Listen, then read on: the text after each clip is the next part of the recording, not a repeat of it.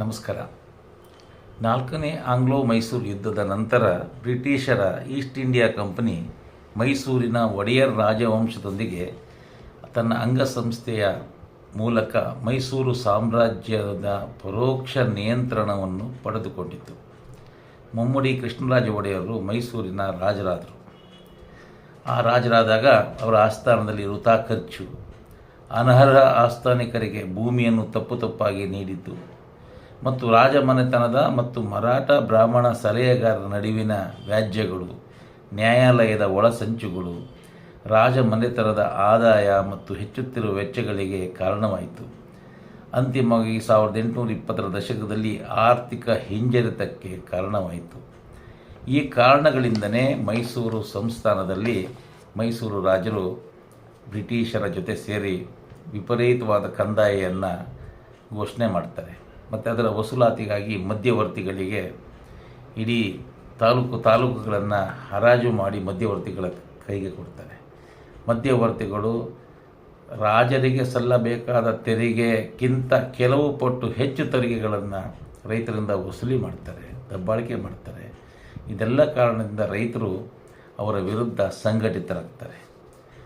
ರಂಗಪ್ಪ ನಾಯಕರ ಪ್ರಾರಂಭಿಸಿದ ರೈತ ಹೋರಾಟಕ್ಕೆ ಜೊತೆಗೆ ಬೂದಿ ಬಸಪ್ಪನವರು ಆಗಮಿಸಿರುವುದರಿಂದ ದೊಡ್ಡ ಹೋರಾಟವಾಗಿ ರೂಪುಗೊಳ್ಳುತ್ತದೆ. ರಾಜವಂಶಸ್ಥ ಬೂದಿ ಬಸಪ್ಪ ನಾಯಕರು ತಮ್ಮ ವಿವಾಹವನ್ನು ಬಿದನೂರು ನಗರದಲ್ಲಿ ಏರ್ಪಡಿಸಿ ಅವತ್ತೇ ತಾನು ಬಿದನೂರು ರಾಜ ಎಂದು ಘೋಷಿಸುತ್ತಾರೆ. ಬೂದಿ ಬಸಪ್ಪ ನಾಯಕರು ರೈತರಿಗೆ ಕಡಿಮೆ ತೆರಿಗೆ ವಿಧಿಸುತ್ತೇನೆ ಮತ್ತು ಕೆಳದಿ ಸಾಮ್ರಾಜ್ಯ ಪುನರ್ಸ್ಥಾಪನೆ ಮಾಡ್ತೀನಿ ಎಂದ ಭರವಸೆ ನೀಡಿದ್ದು ಪ್ರಜೆಗಳಲ್ಲಿ ಮತ್ತು ಹೋರಾಟಗಾರರಲ್ಲಿ ಹೆಚ್ಚಿನ ಶಕ್ತಿ ಉಂಟು ಮಾಡುತ್ತದೆ. ಅವತ್ತು ಇನ್ನೊಂದು ವಿಶೇಷವಾದಂಥ ಗುಪ್ತ ಸಂಕೇತವಾಗಿ ಈ ಹೋರಾಟಗಾರರು ಬಳಸ್ತಿದ್ದು ಬೇವಿನ ಎಲೆಗಳನ್ನು.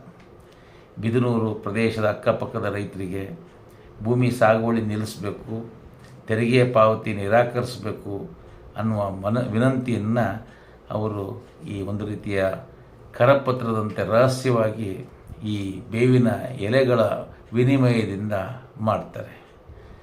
ಮೈಸೂರು ಮುಮ್ಮಡಿ ಕೃಷ್ಣರಾಜ ಒಡೆಯರು 1827ರಲ್ಲಿ ಕಿಶನ್ ರಾವ್ ಅನ್ನುವ ಒಬ್ಬ ಆಡಳಿತಗಾರನನ್ನು ಬದಲಾಯಿಸಿ ತನ್ನ ಸಂಬಂಧಿ ವೀರರಾಜ ಅರಸರನ್ನು ನೇಮಿಸುತ್ತಾರೆ.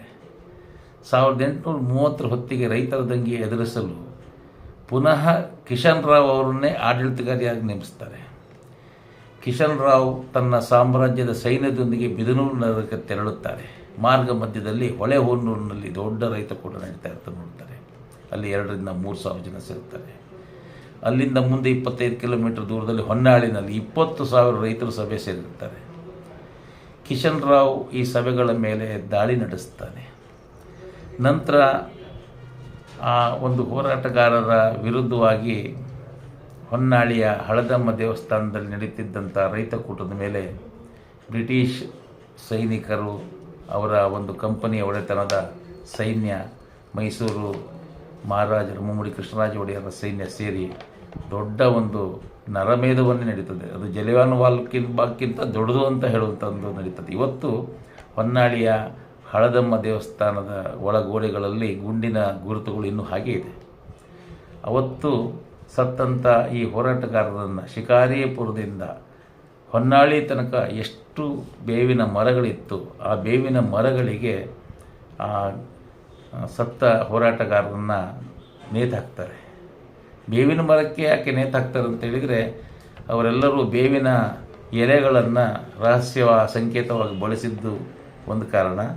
ಇನ್ನೊಂದು, ಶಿಕಾರಿಪುರ ಮತ್ತು ಹೊನ್ನಾಳಿ ಮಧ್ಯದ ಅಷ್ಟೂ ಮರಗಳಿಗೆ ಒಬ್ಬೊಬ್ಬ ಹೋರಾಟಗಾರರನ್ನು ನೇತು ಹಾಕೋದ್ರ ಮೂಲಕ ಇನ್ನು ಹೋರಾಟಕ್ಕೆ ಜನಗಳು ಭಾಗವಹಿಸಬಾರ್ದು ಅನ್ನುವ ಪರೋಕ್ಷ ಎಚ್ಚರಿಕೆ ನೀಡುವಂಥ, ಭಯವನ್ನು ಉಂಟು ಮಾಡುವಂಥ ಕೆಲಸವನ್ನು ಕೂಡ ಮಾಡ್ತಾರೆ.